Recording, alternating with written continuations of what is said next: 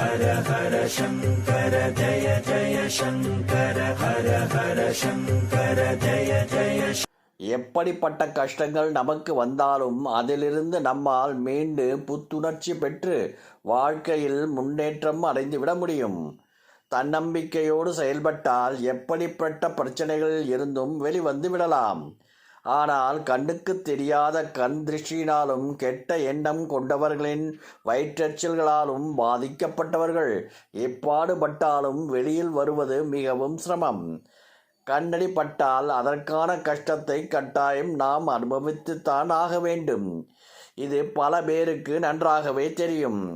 இப்படிப்பட்ட சிரமத்திலிருந்து நம்மை நாமே காத்துக்கொள்ள வேண்டும் என்றால் கண் திருஷ்டியும் கெட்ட சக்தியும் நம் வீட்டு நிலை வாசப்படியை தாண்டி உள்ளே வரவிடக்கூடாது. அதற்கு என்னதான் செய்வது? ஒரு சுலபமான பரிகாரம் உள்ளது. அதை பற்றித்தான் இந்த பதிவின் மூலம் தெரிந்து கொள்ளப் போகின்றோம். அந்த காலத்தில் எல்லா வீட்டு வாசலிலேயும் தண்ணீர் வைத்து காலை கழுவி கொண்டுதான் வீட்டிற்குள் நுழைவார்கள். காரணம், வெளியில் நல்லவையும் இருக்கும், கெட்டதும் இருக்கும். வீதியில் கெட்டது எதையாவது மிதித்திருந்தாலோ அல்லது தாண்டி இருந்தாலோ அதன் மூலம் நமக்கு நோய் தொற்று, கிருமி தொற்று ஏற்படலாம் என்பதற்காக அடுத்தவர்கள் பிரச்சனைக்காக சுற்றி போட்ட எலுமிச்சம்பழம், மிளகாய் இவைகளை தாண்டியிருந்தால் அதில் இருக்கும் கெட்ட சக்தி நம்மை தொற்றிக்கொண்டு இருந்தால் அதன் பாதிப்பு வீட்டுக்குள் வரக்கூடாது என்பதற்காகவும் வாசலிலேயே தண்ணீர் வைத்து காலை கழுவிக்கொண்டு தலையில் தண்ணீர் தெளித்து கொண்டு தான் வீட்டில் நுழைவார்கள். இப்படிப்பட்ட பழக்கம் எல்லாம் காற்றில் கரைந்து போய்விட்டது என்றுதான் சொல்ல வேண்டும். இந்த சூழ்நிலையில் நம் வீட்டிற்குள் கெட்ட சக்தியும் கண் திருஷ்டியும் கெட்ட எண்ணம் கொண்டவர்கள் கூட வீட்டிற்குள் உள்ளே நுழைய விடாமல் தடுக்க நம்மால் ஒரு பரிகாரத்தை சுலபமாக செய்ய முடியும். கெட்ட எண்ணம் கொண்டவர்களை எப்படி கண்டுபிடிப்பது என்று யோசிக்காதீர்கள். அவர்களது கெட்ட எண்ணமானது நம் வீட்டு வாசற்படிக்கு வெளியிலே நின்றுவிடும்.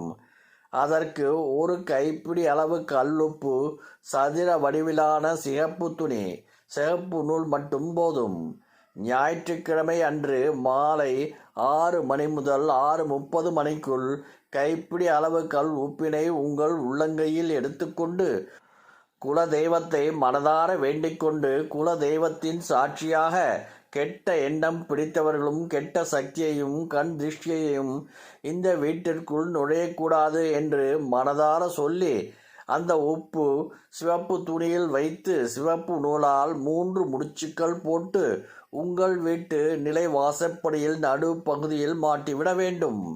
பார்ப்பதற்கு ஒரு சின்ன பரிகாரம் போல்தான் இருக்கும். ஆனால் இந்த முடிச்சை தாண்டி உங்கள் வீட்டிற்குள் எந்த கெட்ட சக்தியும் நுழைய முடியாது என்பதுதான் உண்மை. நம்பிக்கை உள்ளவர்கள் இந்த பரிகாரத்தை செய்து பார்க்கலாம். இதை அடிக்கடி மாற்ற வேண்டும் என்ற எந்த அவசியமும் இல்லை. வருடத்திற்கு ஒரு முறை மாற்றினால் மட்டும் போதும்.